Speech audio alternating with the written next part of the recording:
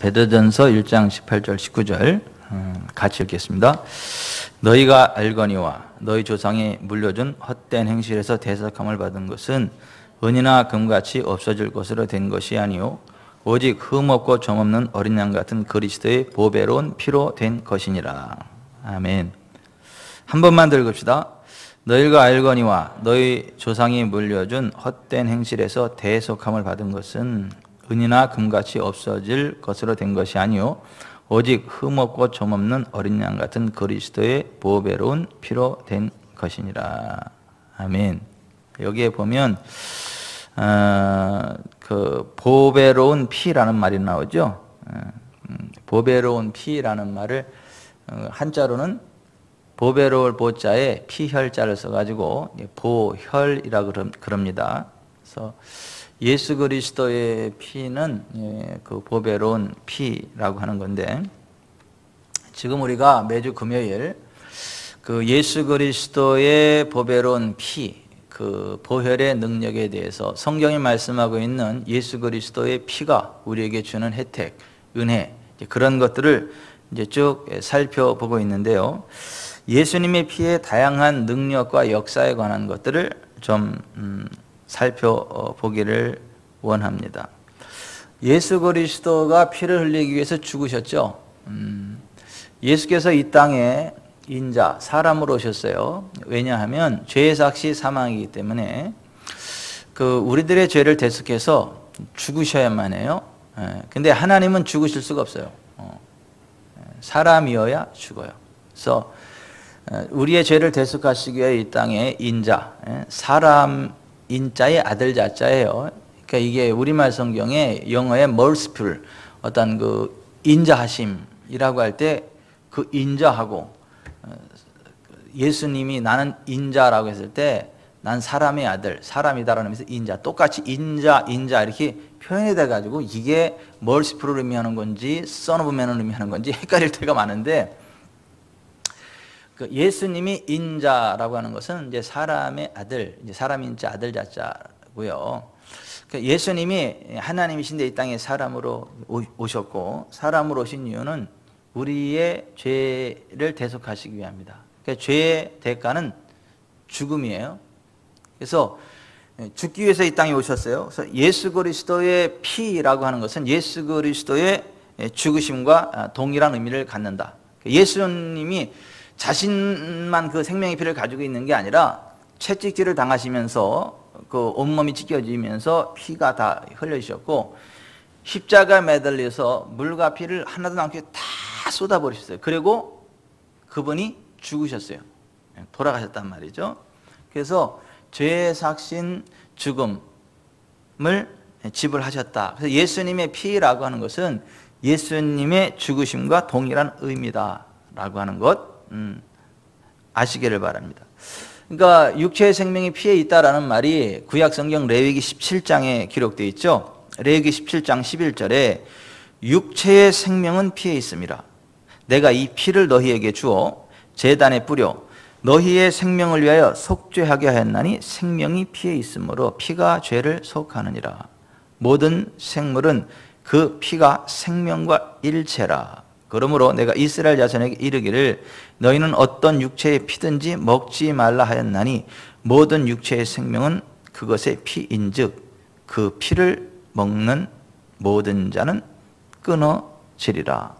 그래서 예수님의 피는 예수 그리스도 십자가의 죽으심과 동일한 의미다라고 하는 것 기억하셔야 되고, 참고적으로 구약 시대에 그 먹지 말아야 될 여러 가지 부정한 음식들이 많았죠. 근데 신약 시대에는 예수 그리스도의 구속 완성 이후에는 그 금기시되는 게 뭐죠? 음행, 그 다음에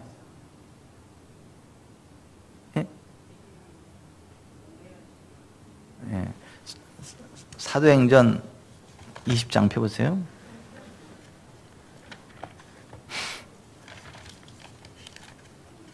사도행전 20장.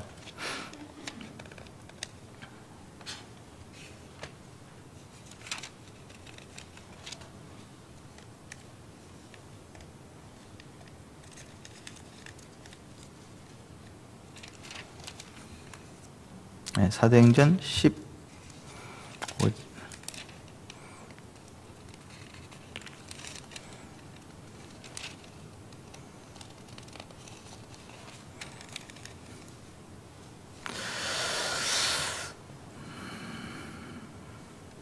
사도행전 15장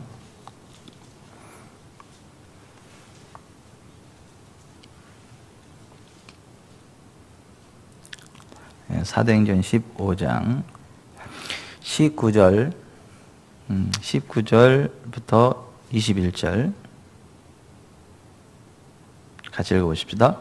그러므로 내 의견에는 이방인 중에서 하나님께로 돌아오는 자들 괴롭게 하지 말고 다만 우상의 더러운 것과 음행과 목매어 죽인 것과 피를 멀리하라고 편지하는 것이 옳으니 이는 예로부터 각 성에서 모세를 전하는 자가 있어 안식일마다 회당에서 그거를 읽음이라 하더라. 여기에 그 신약 시대에 예수 그리스도의 구속의 은총을 받은 하나님 백성들이 금해야 될 게 몇 가지가 나오는데 거기에 다시 28절, 29절 다시 읽어보십시다. 28절, 29절 성령과 우리는 이 요긴한 것들 외에는 아무것도 너희에게 지우지 아니하는 것이 옳은 줄 알았느니 우상의 제물과 피와 목매어 죽인 것과 음행을 멀리할지니라. 이에 스스로 삼가면 잘 되리라. 평안을 원하노라 하더라. 그러니까 네 가지가 금기시되고 있죠. 그리스도인들에게. 구약 시대에는 부정한 음식들이 굉장히 많아요. 그죠? 근데 예수 그리스도의 구속의 은총 안에 들어온 하나님 나라 백성들, 그러니까 이방인으로 예수를 믿고 구원받고 하나님의 자녀가 된 그 크리스찬들은 이 네 가지만을 금기하고 나머지는 이렇게 자유하도록 그렇게 말씀해 주신 건데, 첫 번째 보면 우상의 제물, 그러니까 뭐 제사 지내고 나서 그런 음식, 제사 음식 안 먹는 게 맞습니다. 어떤 사람은 뭐 예수 그리스도 피만 뿌리고 먹으면 된다 그러는데 뭐 똥에다가 예수의 피 그러고 먹으면 찰밥 됩니까? 아니에요. 그러니까 우상의 제물은 먹으면 안 된다라고 하는 것 기억하셔야 되고, 그 다음에 피 먹으면 안 됩니다. 왜냐하면 피는 생명이기 때문에 이 생명은 하나님에게 속한 것이에요. 그래서 생피든 익힌 피든 안 먹는 게 좋아요. 그래서 저는 참고적으로 피를 안 먹습니다. 그러니까 제가 이 성경을 알고 나서 아쉬움이 많아요. 저는 어릴 때 선지국을 참 많이 먹고 자랐는데, 선지사료, 선지국, 그러면 이게 많은 초롱에다가 피를 이렇게 팔았어요. 그러면 아욱 뚝뚝 꺾어놓고 그 피 넣고 해서 그 선지국을 끓이면 왜 이렇게 고소한 거예요? 왜 이렇게 맛있는 거예요? 그 철분도 많고 몸에도 좋다 그러는데, 근데 성경에서는 피를 먹지 말라니까 제가 이거 알고 나서부터는 선지 안 먹어요. 그리고 순대도 안 먹어요. 난 순대도 무식해서 몰랐는데 나중에 알고 보니까 순대 안에 들어가면 또 피로다 묻혀서 넣는 거라면서요? 그러니까 순대 안에도 피가 들어가는 거잖아. 그래서 그때부터 순대도 안 먹어. 단이 이제 저기 좀 순대국은 먹어. 순대 뺀 순대국은 먹어요. 그러니까 순대를 빼고 거기 뭐 이제 내장이나 그런 거 들어간 거라서 먹고 싶을 때는 순대 빼고 순대국 주세요. 이제 그렇게 그래서 이제 먹기는 하는데 순대 자체는 안 먹어요. 왜냐하면 그 안에 피가 들어가 있기 때문에. 뭐 하나님 먹지 말라는 거 뭐 안 먹는 게 좋지 않겠어요? 그래서 그런 거. 어쨌거나 피는 먹지 말아라 이렇게 돼 있어요. 이거 뭐 생피냐 익힌 피냐 뭐 그런 거 안 나가더니 피를 먹지 말라니까. 그래서 이제 또 이제 근심거리가 하나 생겼네요. 또 이제 선지 잘 드시던 분들, 순대 잘 드시던 분들 걱정거리가 생겼는데, 하여튼 성경은 피를 금하라 이렇게 되어 있죠. 목매어 죽인 것, 목매어 죽인 것. 목매어 죽인 게 뭐 이제 개를 많이 이야기하는데, 요즘은 뭐 개를 목매어 죽이지 않고 전기 충격기로 죽여서 괜찮아요. 누가 그러는데 어쨌거나 목매어 죽인 거는 먹지 말아라 이렇게 돼 있고, 그 다음에 음행을 멀리해라. 음행. 뭐 예수님 피로 구속 받은 사람 어떤 죄든 용서된다 그래가지고 이 성적인 범죄를 가볍게 여기는 사람들이 있는데 아니요. 음행은 절대 안 됩니다. 자기 배우자 이외에 동성이든 이성이든 옛날에는 뭐 이성만 조심하는데 요즘은 하도 동성애를 미워하고 그래가지고 그 동성지간에도 뭐 결혼한다 그러고 별 희한한 세상이 다 됐는데 아무튼 음행 이성이든 동성이든 음행은 안 된다. 음행은 안 된다. 그래서 네 가지는 피해야 된다.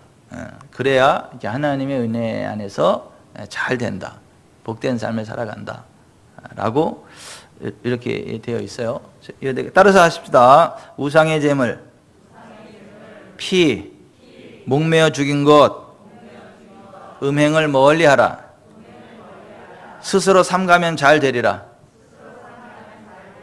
이건 누가 뭐 이렇게 감시해서 되는 게 아니라 스스로 좀 조심하라는 거예요. 그러면 잘 될 거다라고 하는 거예요. 그래서 아무튼 여기도 보면 육체의 레위기 17장에도 보면 14절에 너희는 어떤 육체의 피든지 먹지 말라. 그건 구약시대 아니냐 이렇게 이야기를 하는데 아니 신약시대도 피를 멀리하라 그러잖아요. 그러니까 피를 드시지 말아라. 이제 그러한 어떤 육체의 피든지 먹지 말라 하였나니 모든 육체의 생명은 그것의 피인즉 그 피를 먹는 모든 자는 끊어지리라. 그러니까 이 어떤 짐승의 피도 그렇게 귀하게 여기는데 하물며 하나님의 독생자 예수 그리스도께서 이 땅에 인자로 오셔서 그 흠없는 피, 그 보배로운 피를 다 쏟아주셨는데 그 피가 얼마나 귀하냐는 거예요. 그 피가 얼마나 큰 능력이 있겠느냐라고 하는 거죠. 그 예수님의 피를 보배로운 피, 프레시 블러드, 보배로운 피, 보혈이라 그랬는데 그 보혈의 능력이 어떤 거냐? 첫째, 죄 사함의 능력이에요. 에베소서 1장 7절에 보면 우리는 그리스도 안에서 그의 은혜의 풍성함을 따라 그의 피로 말미암아 속량 곧 죄 사함을 받았느니라 그랬죠. 따라서 하십시다. 그의 피로 말미암아 속량 곧 죄 사함을 받았느니라. 그러니까 우리는 예수님의 피로 말미암아 속량, 죄 사함을 받은 사람들이다라고 하는 거예요. 그러니까 우리가 하나님께 택함 받았을 때 예수 그리스도의 피 뿌림을 얻기 위하여 택하심을 받은 자들이다. 베드로전서 1장 2절에 그렇게 되어 있어요. 그리고 히브리서 9장 22절에 보면 율법을 따라 거의 모든 물건이 피로써 정결하게 되나니 피 흘림이 없은즉 사함이 없느니라 이렇게 되어 있어요. 따라서 해보십시다. 율법을 따라 거의 모든 물건이 피로써 정결하게 되나니 피 흘림이 없은즉 사함이 없느니라.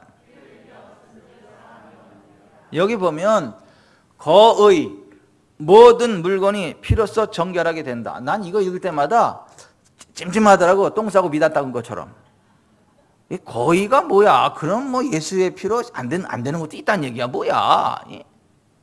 거의 모든 물건이 피로써 정결하게 되나니 그러면 뭐 피 없이도 되는 것도 또 있는 것 같은 거의는 다는 아니니까. 그래서 이거 구절 읽은 나보다 찜찜하더라고 아주 그냥 느낌이. 그래서 이 거의라는 말이 무슨 의미인가 한번 찾아봤어요. 그 헬라 원어. 했더니 이 거의라는 말이 스케돈이라는 말이더라고요. 근데 이 스케돈이라는 말은 에코, 내가 가진다라는 그 말에서 파생된 말로서 가까이, 거의, 대체로 뭐 이런 의미를 가지고 있더라고요.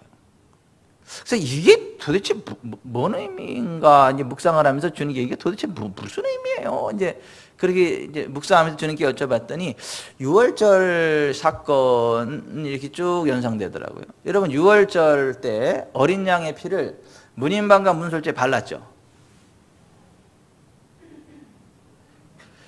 그 집 전체에 다 예수의 피를 뿌린 게 아니잖아요. 그 들어오는 그죠?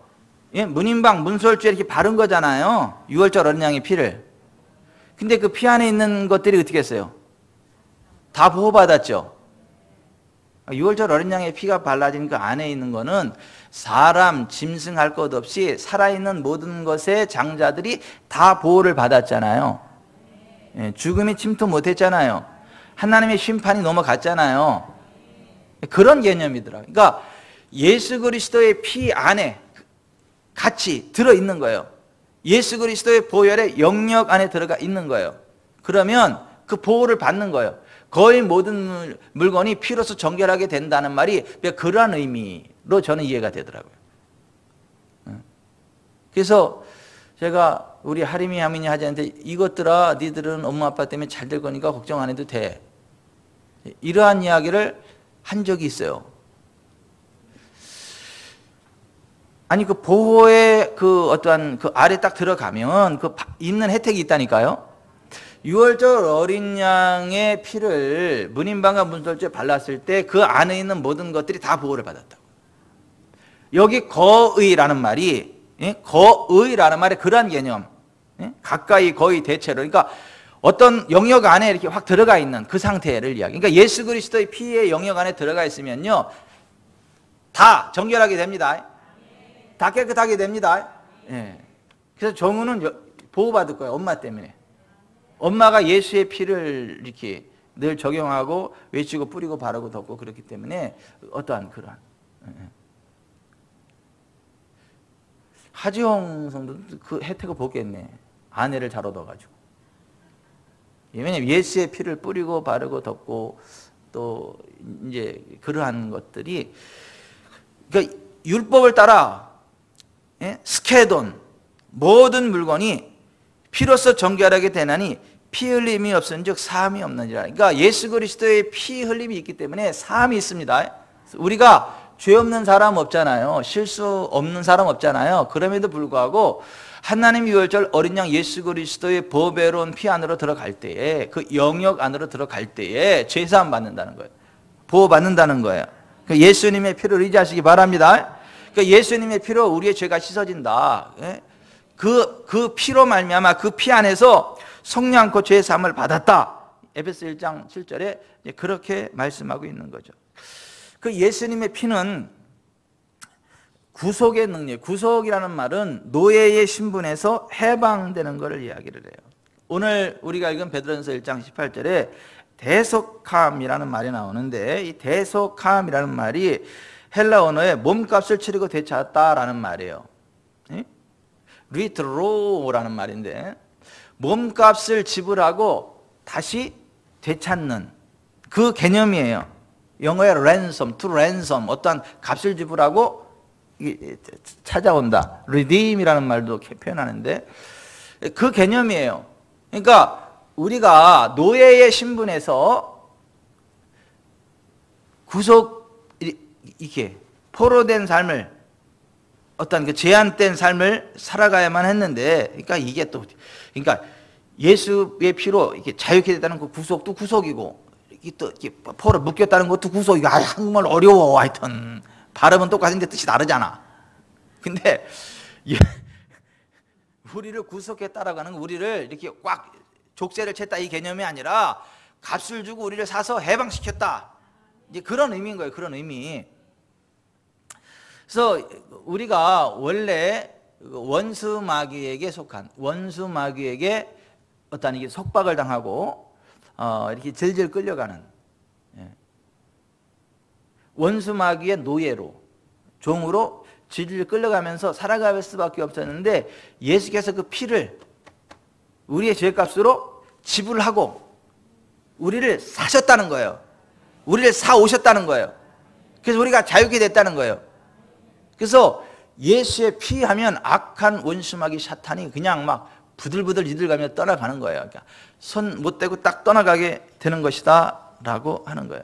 그러니까 예수님이 자신의 피를 대속물로 표현한 것을 보게 돼요.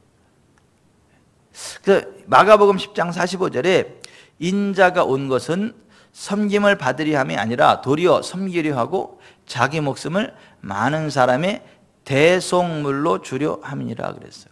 그러니까 자기 목숨, 다른 말로 자기 피 그런 말이에요. 그죠? 목숨, 생명이 뭐에 있다고요? 피. 그러니까 예수님의 피는 많은 사람의 대속물이 됐다라고 하는 거예요. 그 일을 위해서 오셨다라고 하는 거예요. 실제로 구약 시대에 애굽의 노예 신분이었던 이스라엘 백성들이 유월절 어린 양의 피를 뿌리고 바르고 덮고 나서 됐죠. 노예 신분으로부터 해방됐죠.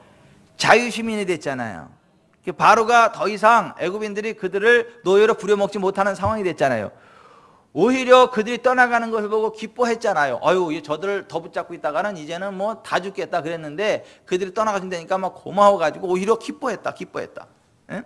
시편 105편 38절에 그들이 떠날 때에 애굽이 기뻐하였으니 그들이 그들을 두려워함이로다 이렇게 되어 있어요. 그러니까 예수님 피 안에 들어온 우리는 원수마귀의 영역으로부터 벗어나는 것을 원수마귀가 기뻐하지 같이 있는 걸 싫어합니다. 그래서 우리가 있는 그것에 원수마귀가 이렇게 두려워하면서 떠나가는 거지, 우리가 무슨 원수마귀를 두려워하고 떨고 막 그러는 게 아니다라고 하는 거예요. 근데 많은 사람들이 예수님 믿는다고 하면서도 그 어떠한 귀신의 세력들을 무서워하더라고요. 어떠한 그 뭐 여기는 뭐 귀신이 역사하는 뭐 지역이다 뭐 그러면서 굉장히 두려워해요. 근데 거기에 귀신이 역사하는 지역일지라도 거기에 우리가 딱 들어가는 순간 어떻게 되는 거? 거기가 하나님의 나라가 되는 거예요. 거기 예수의 피가 적용이 되는 거라니까요. 스케돈, 거기를 접수해 버리는 거예요. 예. 여러분 실제로 거라사 지역에 그 군대 귀신들이 진을 치고 있었잖아요. 근데 거기 떠나가길 싫어하잖아요. 근데 결국 떠나가잖아요. 왜요? 아, 예수께서 거기 오셨잖아요. 예수께서 오시니까 그들이 떠나가야 되잖아요. 제발 여기 떠나가지 말게 하기를 막 간구했잖아요. 근데 결국 떠나가잖아요. 그러니까 돼지 떼개라도 좀 들어가게 해달라고 사정해가지고 허락하니까 그 군대 귀신이 돼지 떼개로 들어가서 바닷속에 그냥 수장돼 버렸잖아요. 그러니까 어떠한 악한 귀신들이 장악하고 있는 그런 지역일지라도 우리가 예수의 피를 힘입고 나아가면 그곳에서 그 군대 귀신처럼 득실득실하는 악한 귀신들도 떠나가는 걸 믿으세요. 떠나간다니까요. 그래서 악한 것들이 장난을 놀고 되는 데가 없는 그런 저주스러운 환경 가운데에도 우리가 예수님의 피를 의지하면서 예수의 피를 적용하면서 나아가면 그 군대 귀신 같은 악한 것들이 다 떠나가고 잘 됩니다. 그러니까 제발 좀 그런 것 때문에 두려워 떨고 그러지 마세요. 예? 아유, 거기 그 귀신 출몰이 잘 되니까 가지 마. 이러지 말고, 그래서 예수님 믿는 거다. 그래서 예수님이 필요하다. 그래서 같이 기도하고 전도하고 그런 케이스가 돼야지 같이 뭐 두려워 떨면서 언니도 두렵지, 언니도 교회 다니는데 별거 없네, 이렇게 하면 안 된단 말이지.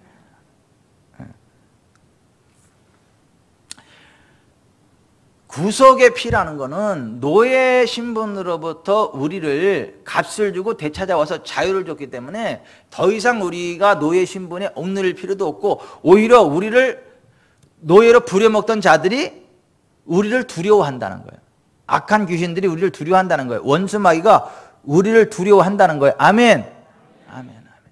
실제로 애굽인들이 그 이스라엘 사람들 두려워했잖아요. 떠나갈 때 오히려 기뻐했잖아요. 이렇게 분리될 때. 우리가 예수님 피 안에 있을 때 그와 같은 능력이 우리 가운데 역사한다라는 것을 알고 믿으시기를 바랍니다. 여러분, 예수님의 피는 칭의의 능력이에요. 우리가 죄가 없는 의인이라 인정함을 받게 하는 능력이 돼버려요. 죄가 없는 게 돼버려요. 예수님 피 안에 들어가면, 예수님 피 때문에. 로마서 5장 9절에 그러면 이제 우리가 그의 피로 말미암아 의롭다 하심을 받았으니 더욱 그로 말미암아 진노하심에서 구원을 받을 것이니 곧 우리가 원수 되었을 때에 그의 아들의 죽으심으로 말미암아 하나님과 화목하게 되었은즉 화목하게 된 자로서는 더욱 그의 살으심으로 말미암아 구원을 받을 것이니라 그랬어요. 우리가 그의 피로 말미암아 의롭다 하심을 받았다라고 돼요. 그러니까 우리가 하나님 앞에 의인으로 인정을 받는 거는 우리가 뭐 엄청나게 그 좋은 일들을 많이 했기 때문이 아니고 그의 피로 말미암아, 예수님의 피로 말미암아 우리가 의롭다함 받는 거예요. 그러므로 여러분 예수님의 피를 의지하여 나가시길 바랍니다. 그러니까 하나님 앞에 나갈 때 아유 내가 몇 년 전까지만 해도 기도 열심히 하고 그래서 참 이제 내 하나님 앞에 떳떳이 나갈 수 있고 그랬었는데 요즘은 내가 기도도 못하지, 바빠서 뭐 예배도 떠듬떠듬거리지, 뭐 봉사도 못하지, 뭐 내가 아유 이제 내가 감히 하나님 앞에 나갈 수 어떻게 나갈까, 내가 어떻게 기도하고 뭐 어떻게 은혜를 받을까, 이런 정신없는 소리 하지 말고, 그런 정신없는 소리 하지 말고, 그 언제는 그럼 뭐 그런 것 때문에 하나님 받아줬어요? 언제는 뭐 40일 금식 기도하고 철야하고 뭐 봉사하고 그런 거 해서 그것 때문에 받아주셨어요? 그건 자기만의 착각일 뿐이 아니야. 예수님의 피, 그의 피로 말미암아 우리가 의롭다함 받는 겁니다. 물론 우리가 예수님의 피를 힘입고 하나님께 나아가서 기도하면 기쁘게 받으시는 거 맞아요. 봉사하면 기쁘게 받으시는 거 맞고 상으로 갚아주시는 거 맞아요. 그런데 예수 그리스도의 피 안에 있기 때문에 우리가 받아들여지는 것이고 그런 것도 의미가 있는 것이다 이게. 우리가 그런 걸 했기 때문에 하나님 받아주시고 뭐 하나님의 상을 받고 복을 받고, 그거 아니다. 예수님의 피의 기초 위에서 되는 것이다. 아멘. 그런 것들이 하나 또 없다 할지라도 예수 그리스도의 피 그 자체만으로 우리가 의롭다함 받는 거예요. 예수님의 피 그 자체만으로 우리가 하나님의 자녀로 존귀함을 입는 거예요. 의롭다 인정함 받는 거예요. 아멘. 고린도서 5장 21절에도 하나님이 죄를 알지도 못하신 이를 우리를 대신하여 죄로 삼으신 것은 우리로 하여금 그 안에서 하나님의 의가 되게 하려 하십니다.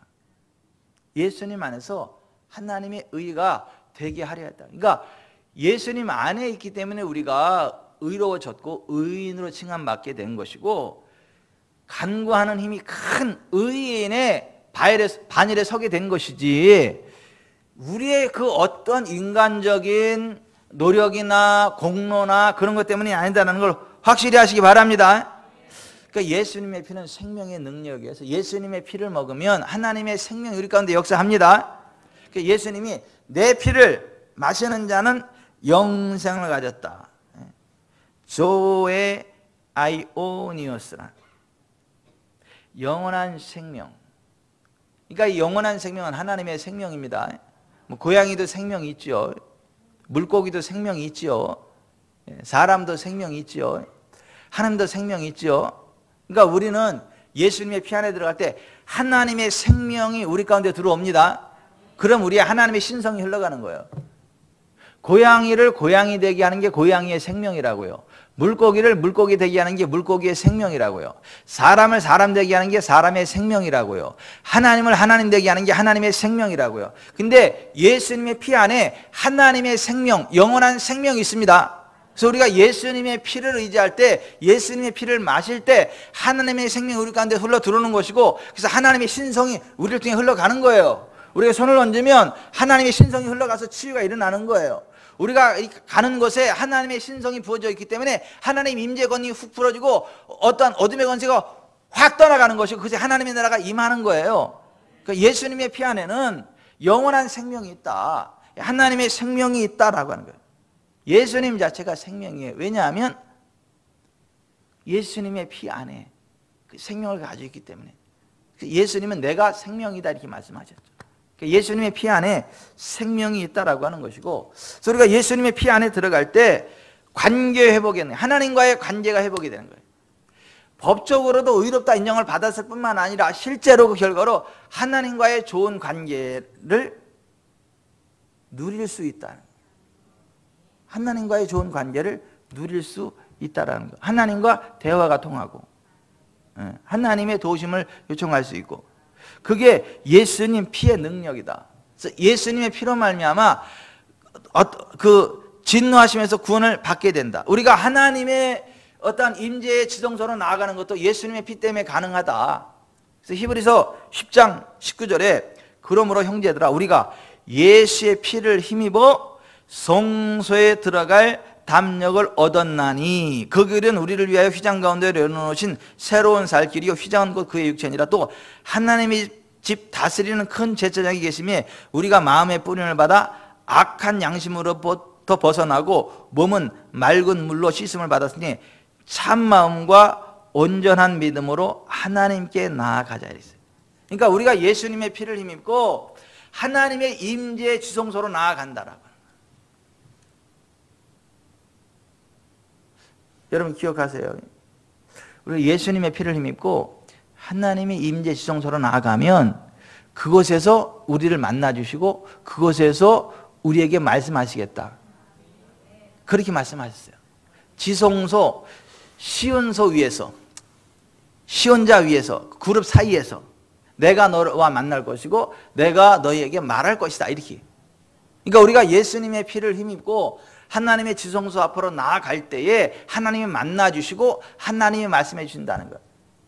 그러니까 여러분들이 이 저녁에 침대에 있지 않고 여기 있는 게 그러니까 예수의 피를 힘입고 하나님의 임재 지성소로 여기 나온 거라니까요. 그러니까 하나님이 여러분을 만나 주신다니까요. 그러니까 여러분에게 말씀하신다니까요. 그러니까 여러분의 이야기를 들어주신다니까요. 그게 예수님의 피 때문에 가능하다는 거예요. 여기가 하나님의 임재 지성소가 되는 이유는 우리가 예수의 피를 힘입고 하나님 앞에 나올 수 있기 때문에. 불국사 대웅전이 아무리 화려해도 거기에는 예수님의 피가 없기 때문에 하나님 임재 안 하셔요. 귀신들이 드글드글하죠. 근데 교회는 아무리 초라한 것 같아도 그 지하에 있어도 상가에 있어도 아무리 작은 것 같아도 예수님의 피를 힘입고 나간 하나님의 백성들이 있을 때 그것이 하나님 임재 지성소가 됩니다. 하나님을 만나게 돼요. 하나님이 주시는 음성을 듣게 돼요. 내가 말씀드리는 거 하나님이 들으시고 우리 마음의 소원을 이루세요.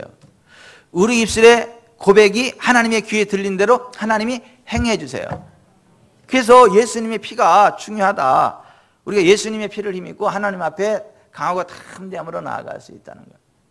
그러니까 교회 나올 때 우리가 예수님의 피를 힘입고 나와야지 그냥 아무 생각 없이 와가지고 앉아있다가 가면 안 된다는 거. 안 돼. 예수님의 피를 힘입고 나와야 된다. 에베소서 3장 12절에도 우리가 그 안에서 그를 믿음으로 말미암아 담대함과 확신을 가지고 하나님께 나아감을 얻느니라. 하나님께 나아감을 얻느니라 했어요. 우리가 하나님 앞에 나아가는 거예요. 우리가 하나님 앞에 나아가야 된다고요. 하나님의 임재 지성소로 나아가야 된다고요. 무엇을 힘입고요? 예수님의 피를 힘입고. 그러니까 오늘 여기 성전에 나오지는 못했지만은 어떤 집안에서 자리를 정돈하고 예수님의 피를 힘입고 하나님을 딱 의지할 때 그것이 하나님의 임재 지성소가 될 수 있어요. 하나님 앞에 나아가는 하나님과의 만남의 장소로 바뀔 수 있다. 그런데 공기가 확 다릅니다. 보세요. 조금 전까지는 그냥 보통 그냥 이런 공간이었어요. 근데 거기를 딱 정돈하고 예수님의 피를 뿌리면서 예수님의 피를 뿌리고 바르고 덮습니다. 그러고 하나님 이것에 임재하십시오. 그러고 딱 온라인일지라도 딱 접속되는 순간 하나님의 임재가 그거에 확 풀어져요. 이건 놀라운 신비입니다. 그런데 보십시다. 그게 달라요. 순간 바뀌어버립니다. 그게.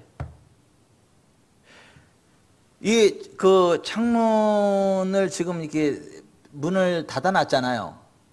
근데 밖에 이제 비가 오고 그러니까 이제 바람이 좀 시원했단 말이에요. 근데 이걸 딱 막아놓으니까 이게 차단이 됐어요. 근데 이거 창문을 확 열고 그러면 밖에 시원한 바람이 확 들어오면 느끼죠? 공기가 확 바뀌다는 게 느끼잖아요.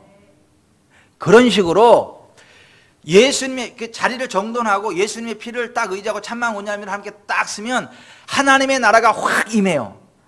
하나님의 임재 지성소로 그게 확 임해버린다고요.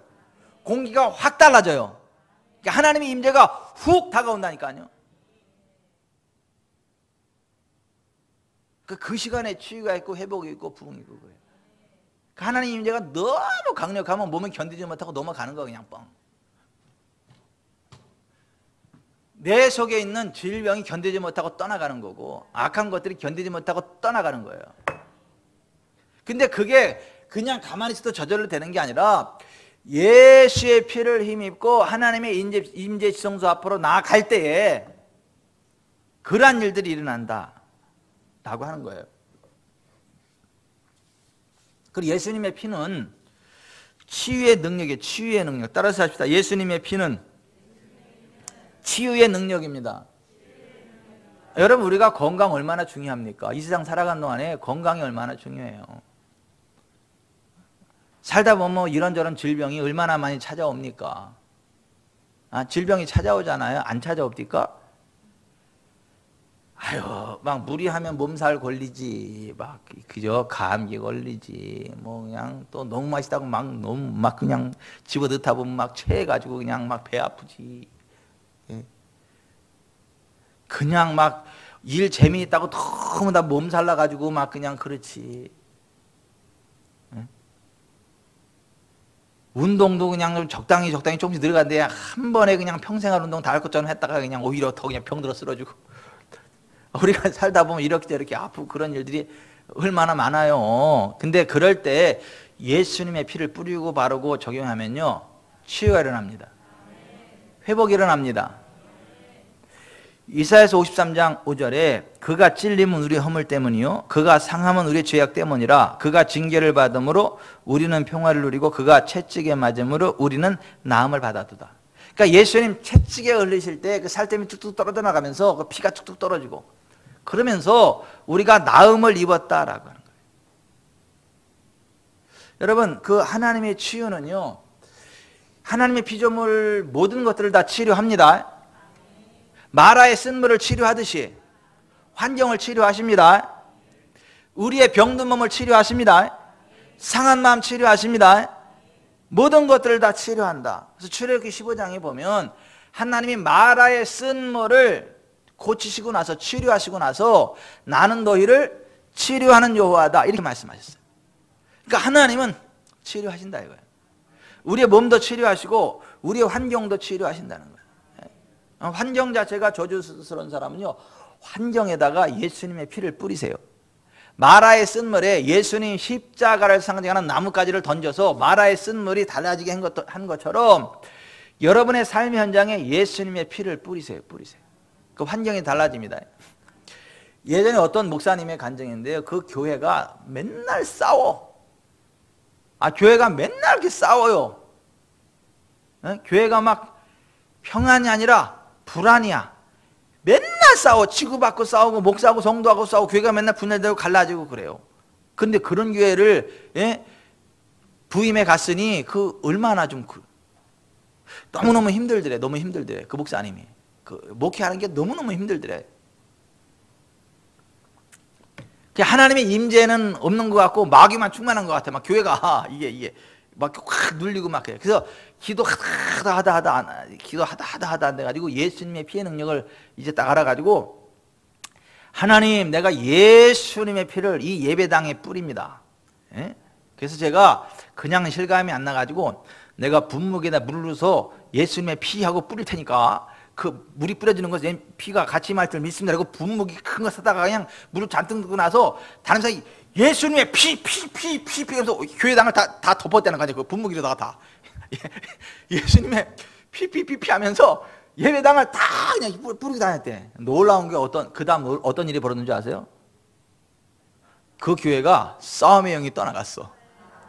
교회가 평안해졌어요. 잠잠해서 싸우는 게 없어졌어. 싫어합니다. 이거 싫어.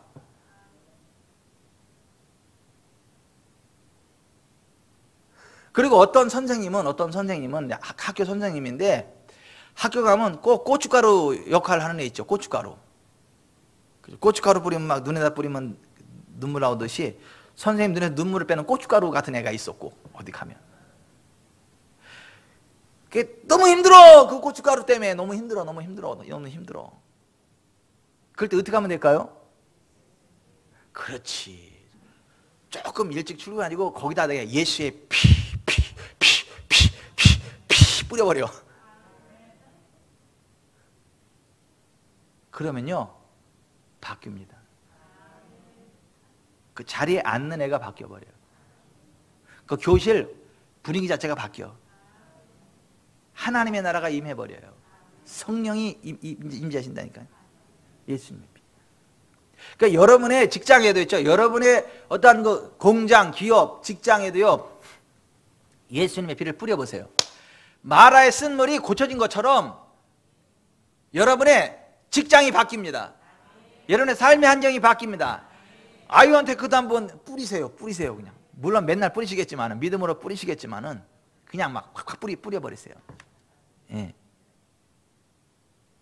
아, 이거 불무기 좋은 것 같아요, 불무기. 막 그냥 촥촥 뿌리면서 그냥. 예수님의 피는 치유의 능력이다. 근데 그 치유가 어떤 사람의 몸에만 국한되지 않는다. 마라의 쓴물을 치료한 것처럼 환경도 치료한다. 그거 기억하시길 바랍니다. 예수의 피는 우리를 율법의 저주로부터 건져내는, 율법의 저주로부터 우리를 속량해내는 피다. 그래서 갈라디아서 3장 13, 14절에 그리스도께서 우리를 위해 저주를 받은 바 되사 율법의 저주에서 우리를 속량하셨으니 기록된 바 나무에 달린 자마다 저주 아래 있는 자라 하였습니다. 여기 보면 율법의 저주에서 우리를 속량하셨다는데, 율법의 저주가 뭐예요? 세 개. 예? 신명기 28장에 보면 율법의 저주가 크게 세 가지예요. 첫째가 가난이요, 가난. 둘째가 질병이요, 질병. 셋째가 영적인 사망이요, 사망. 이 세 가지가 율법의 저주인데, 이 율법의 저주로부터 속량하셨어요. 그러니까 예수님의 피를 적용하면 가난이 떠나간다는 거예요. 질병이 떠나간다는 거예요. 둘째, 사망의 저주가 떠나가서 천국 시민권을 얻게 되고 지옥 안 가고 천국 가게 된다는 거예요. 아멘. 민수기 16장에도 보면 고라와 다단과 아비람과 온이 하나님의 종 모세와 아론을 대적했죠. 하나님 기뻐하지 않았죠. 땅이 갈라져서 그들을 스월, 지옥에 던져버리셨죠. 근데 그들을 따라서 분향하던 250명을 하나님의 불이 날아 태워 죽여버렸죠. 근데 그 이튿날에, 그런 일이 있고 나서 이튿날에 이스라엘 온 회중이 모세와 아론을 원망하여 이르되, 아니 모세와 아론을 왜 원망하냐고, 걔네들이 그 하나님의 질서에 도전했다 그런 건데 왜 모세와 아론을 원망하냐고요. 그 아직도 정신 못 차린 거야. 아직도. 같이 해볼까요? 아직도 정신 못 차렸네. 언제 정신 차리려고? 그러니까 이게 영적으로 둔감하면 방법이 없어요. 이게 참 안 깨달아지나 봐. 이튿날 이스라엘 자손의 온 회중이 모세와 아론을 원망하여 이르되 너희가 여호와의 백성을 죽였도다. 언제 모세와 아론을 죽였어요? 지들이 까불다 하나님 심판받아 죽었지. 회중이 모여 모세와 아론을 칠 때에, 또 치기까지 했다네. 회막을 바라본즉 구름이 회막을 덮었고 여호와의 영광이 나타났더라. 모세와 아론이 회막 앞에 이르매 여호와께서 모세에게 말씀하여 이르되 너희는 이 회중에게서 떠나라. 내가 순식간에 그들을 멸하려 하노라 하시매 그 두 사람이 엎드리니라. 이에 모세가 아론에게 이르되 너는 향로를 가져다가 제단에 불을 그것에 담고 그 위에 향을 피워 가지고 급히 회중에게로 가서 그들을 위하여 속죄하라. 여호와께서 진노하셨으므로 연병이 시작되었음이니라. 아론이 모세의 명을 따라 향로를 가지고 회중에게로 달려간즉 백성 중에 연병이 시작되었는지라. 이에 백성을 위하여 속죄하고 죽은 자와 산 자 사이에 섰을 때에 연병이 그치니라. 연병이 언제 그쳤다고요? 속죄하니까 연병이 그쳤다고요. 근데 이 속죄하는 능력은 어디서부터 나와요? 예수의 피로부터 나옵니다. 그래서 예수님의 피가 뿌려질 때에 연병이 그친다고. 연병이 왜 오늘날로 말하면 코비드-19 코로나 바이러스, 이 전염병, 연병 앞에 전자 붙이면 전염병입니다. 같은 말이에요. 전염병, 연병. 속죄했더니 그 연병이 그쳤다. 그러니까 이게 하나님의 권위를 도전했을 때에 전염병이 생긴다. 그러니까 이게 전 세계가 너무 악해가지고 막 하나님을 대적하고, 예? 어떤 하나님의 질서에 역행하고 그러니까 이런 전염병이 생기는 게 아닌가, 이런 생각도 한번 해봐요.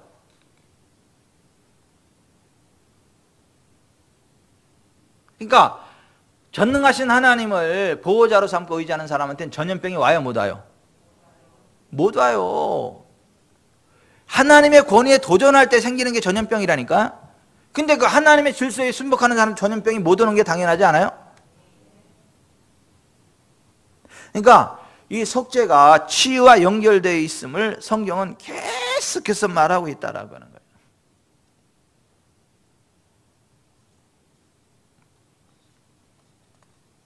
그러면 예수님의 피는 치료의 능력인 걸 믿으세요. 아멘.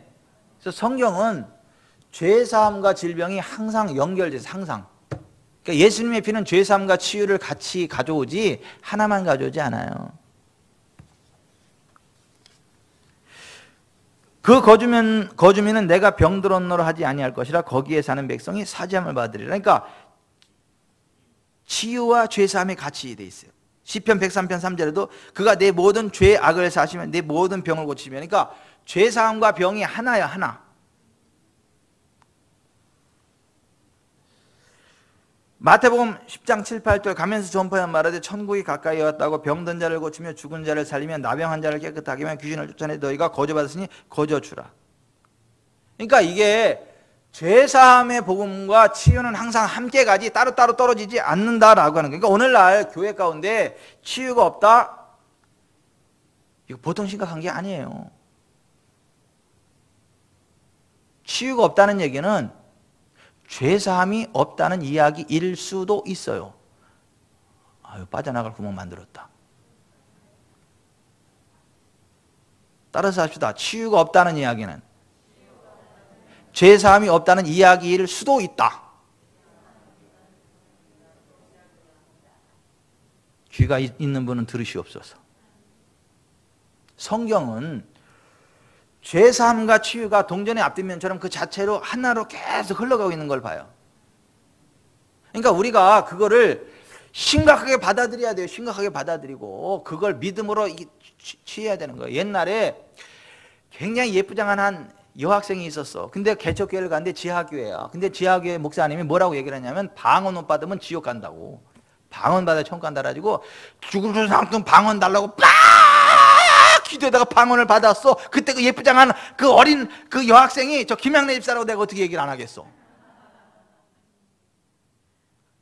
그러니까 이게 아니 이게 해도 되고 안 해도 된 거다 그러면 이 여유가 있지만 이거 하나면 지옥 간다니까 얼마나 절박하냐고. 이게 그러니까 절박한 마음으로 막 기도하다 보니까 그냥 니시알라 막 그냥 짱꼴라 막 그냥 이게 막 방언이 막 터지고 막. 근데 사실은 뻥입니다. 그거 방언 못한다고 지옥 가는 거 아니에요. 근데 그 뻥을 믿을 까닭에도 방언을 했네.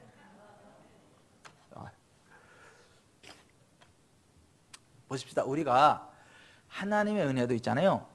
정말 절박한 믿음으로 구할 때, 절박한 믿음으로 요청할 때 그게 내 것이 되지. 그냥 뭐 주시면 좋고 안 줘도 괜찮아 이러면 이게 안 돼. 그러니까 내가 치료받지 못하면 지옥 갈 것 같은 그런 긴박감을 가지고 한번 기대해 보세요. 그냥 질병이 한 길 왔다 일곱 길을 떠나가 버립니다. 그렇다 해서 또 그럼 병든 사람은 지옥 간다. 근데 그 얘기한 거 아니에요. 그 얘기한 거 아니에요.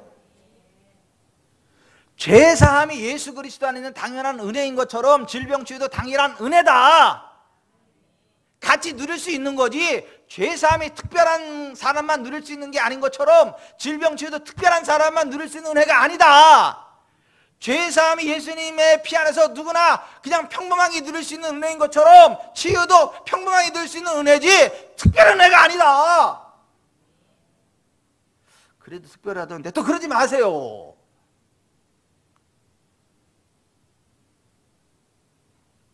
제가 사역자들을 만나서 이야기를 하다 보면 사역자들 만나서 이야기하다 보면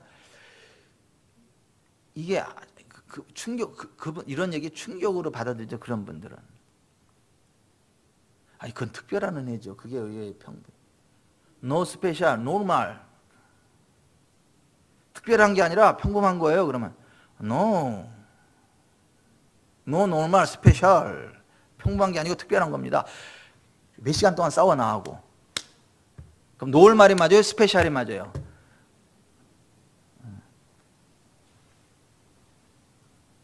여러분 예수님 안에 평범한 은혜입니다. 아니 예수님 안에 평범한 은혜라고요.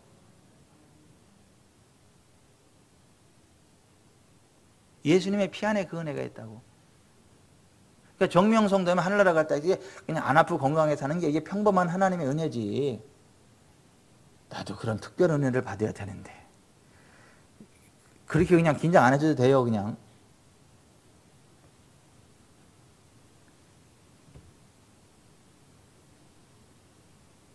근데 이게 그 생각의 패러다임이 전환이 되지 않으면, 어떤 생각의 그 틀이 전환되지 않으면 힘들어.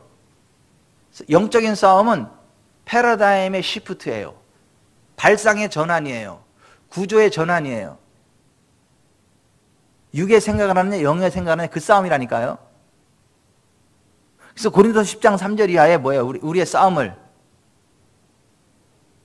하나님을 대적하여 높아지 모든 것을 다 파하고 모든 생각을 사로잡아 그리스도에게 복종하게 하는 거. 이게 영적인 싸움이라 그러잖아요. 육신의 생각은 사망이고 영의 생각은 생명과 평안이다. 그러니까 성경이 이야기하는 예수님의 피의 의미를 정확히 알고 그렇게 생각을 해버리면 피의 혜택이 내게 돼버립니다. 지금 우리가 선포되는 메시지가 우리에게 그대로 적용이 된다고요.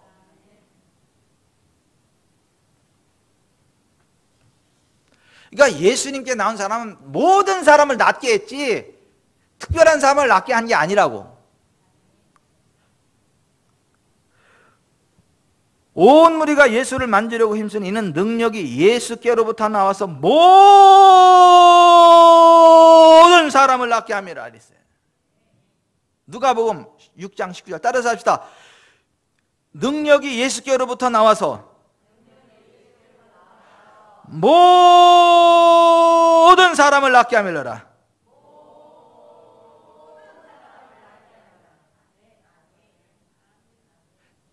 특별한 사람이 아니에요. 몇몇 사람 아니에요. 그러니까 우리 직전 사랑교회 성도들은 아프지 마세요. 아프기만 해봐라 그냥.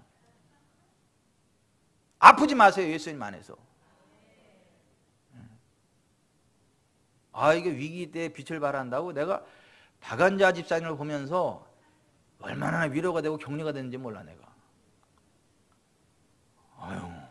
주일날 저녁에 갔는데 김경주 집사님이 목사님 바쁘시죠? 카톡이 왔어. 그리고 끝이야. 그 얘기는 무슨 얘기야? 급한 일 있어요. 이 얘기잖아. 그래가지고 얼른 전화를 했지. 근데 울어. 우리 엄마가 회사가 삼시래요. 그래요? 괜찮아. 진짜 걱정하지 마라. 뭐 예수님 많이 치유가 있는데 뭐. 지사님하고 통화 한번 해볼게요. 그리고 딱 해서 박은혜님 통화했는데 우리가 1등 권사님이야 믿음이. 내 삶아 괜찮습니다. 뭐 예수님 안에 뭐 치유가 있는데요. 뭐 목사님 손에 불이 붙었는데요. 뭐 맨날 설교가 뭐 치유 설교인데 우리 교회 설교는 뭐 당연히 낫는 거 아니냐고. 예수님 안에 내 삶은 걱정 없다고. 아이고 내가 얼마나 위로가 되고 격려가 됐든지 그냥. 그러고 막 그 말씀 막 붙잡고 기도하니까 성령이 임해가지고 막 손에 성령님이 손에 임해가지고 여기를 막 치더래 막 그냥. 근데 입에서 막 방언이 막 팍팍팍팍팍팍팍 터지고. 그리고 이제 신방 가가지고 예수의 이름으로 손 얹었더니 그 다음날 전화가 왔어. 목사님 막 너무 기운이 나죠. 밥맛이 나죠. 밥도 잘 먹고 지금 이제 마트에 가서 이제 하고 있다고. 너무 좋다고. 그리고 뭐 그 병원에 가서 그냥 간단하게 떼어낸 거잖아. 그냥 막 기도하면 이거 없어질 줄 점점 작아질 줄 믿습니다. 그래도 저거나 병원에 오니까 가서 이거 간단하게 띄면 됩니다. 그러니까 그냥 띈 거야. 그냥 수술 잘 됐습니다. 아멘. 괜찮아요. 아프게만 해봐라 그냥. 그저 얼마나 위로가 되는지 몰라. 방안이 그제 다음에 권사님 문제 세우나 1번으로 세워야 될 것 같아. 아니 그 믿음이 야 집사님 지구촌 사람 집사님 맞네. 아이고 맞네. 따라서 합시다. 믿음은 들으면서 나고 들음은 그리스도의 말씀으로 말미암느니라. 그러니까 맨날 그 말씀을 들으니까 그 믿음이 생겨버린 거야. 그냥 그 믿음 그대로 하나님 역사합니다. 내 믿음대로 될지어다. 제사함이 특별한 은혜가 아니고 평범한 은혜인 것처럼 예수님 안에서 질병 치유는 특별한 은혜가 아니고 평범한 은혜요.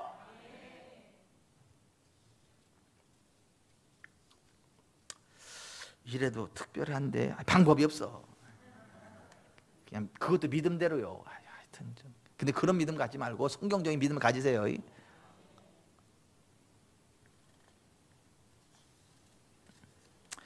예수님의 피가 뿌려질 때 우리가 거룩하게 되고요, 자유하게 되고요, 또 하나님의 일을 할 수 있는 능력이 생깁니다. 예수님의 피를 의지하면 봉사의 능력도 생겨요. 예수님의 피를 뿌리면 어둠이 역사하지 못합니다. 원수막이 떠나갑니다. 아멘. 매일 예수의 피를 적용하세요. 여러분의 삶의 현장에.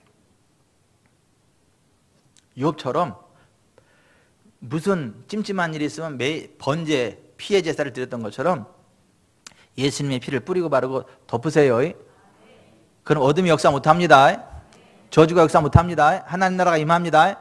주의가 회복 있고 붕이 있습니다.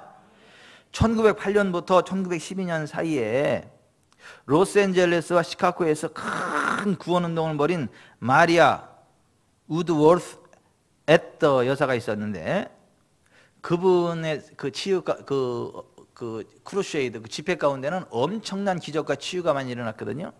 근데 그분이 딱 나가서 주로 했던 게 뭐냐면 그 회중들을 향해서 손을 딱 들고 나서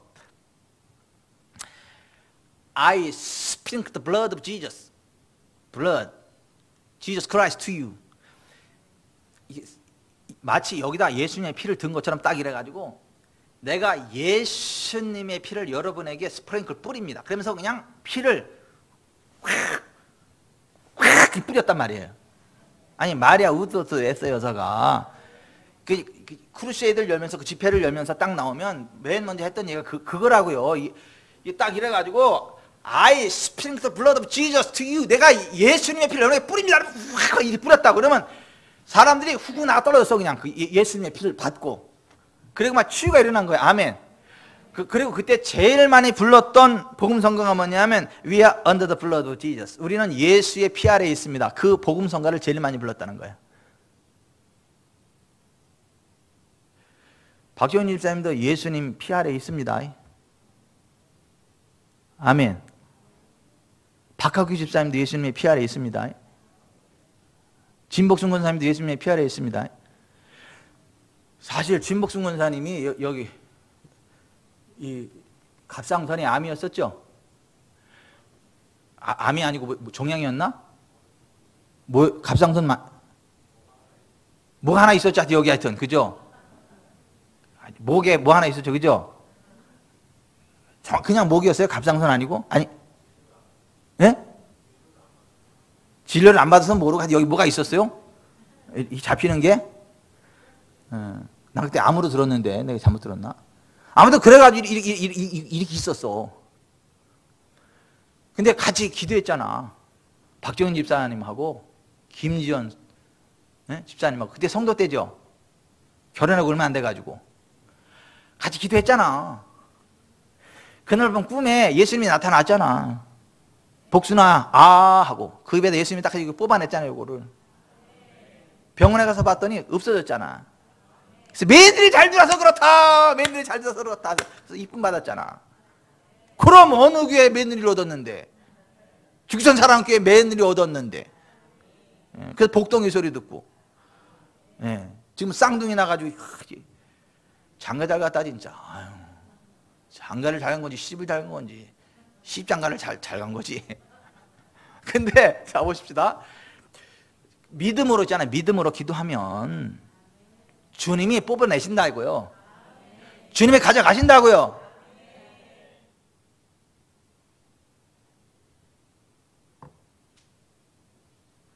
예수님의 피는 생명이기 때문에 창조의 역사도 나타난다고요. 이주연 집사님이 옛날에 이거 심장 판막이 없어가지고 기계 판막 끼운다는데 기도에 생겨났잖아. 근데 막 몇 달 전에 여기 막 교회 올라 계단에서 막 쓰러져가지고 막 이랬잖아. 막 얼굴이 백지장처럼 허해지고 막 이러고 막 그랬잖아요. 막. 그래 이게 뭐야? 이게 왜 하나님이 고쳐준 게 왜 이러냐? 그래가지고 막 기도하고 막. 근데 원순마귀의 장난이지. 그래서 기도하고 삼성의료원에 가서 다시 검사했거든요. 혹시라도 무슨 이상 있나? 딱 다 정밀검사 의사들이 서로 눈치를 이렇게 보고 있더래. 얘기도 못하고 말이야. 서로 이 눈치. 그래서 뭔 일인가 그랬더니 아무 문제 없다고. 아무 문제 없다고. 너무 튼튼하다고 심장. 예? 튼튼한 심장도 100m 막 뛰고 나오면 막 숨차고 그런 것처럼 그렇게 숨찬 증세가 뭐 나타나는 일지는 모르겠으나 심장은 지금 튼튼 아무 이상 없다고. 의사 소견 이상 없음 가지고 왔더라고. 원수마귀가 장난 놓으려고 하고 한 번쯤 넘어뜨리려고 하지만요, 믿음으로 딱 쓰면요 그것들이 못 치고 들어옵니다. 괜찮아요. 그러니까 원수마귀는 속이려고 그런다니까. 막 두려움을 집어넣고 마치 다시 이게 뭐 무슨 문제 생긴 것처럼 그러한 막 그 증상을 일으키고 막 그래. 근데 아니야. 그냥 믿음으로 딱 쳐내면 괜찮습니다. 괜찮아.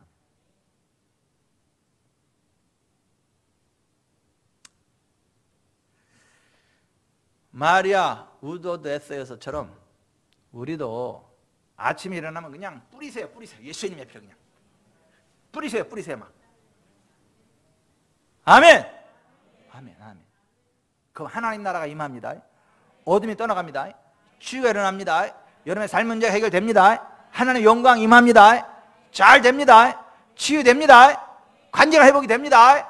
다 잘 돼요. 마라의 스물이 고쳐진 것처럼 여러분의 삶의 환경이 치료됩니다.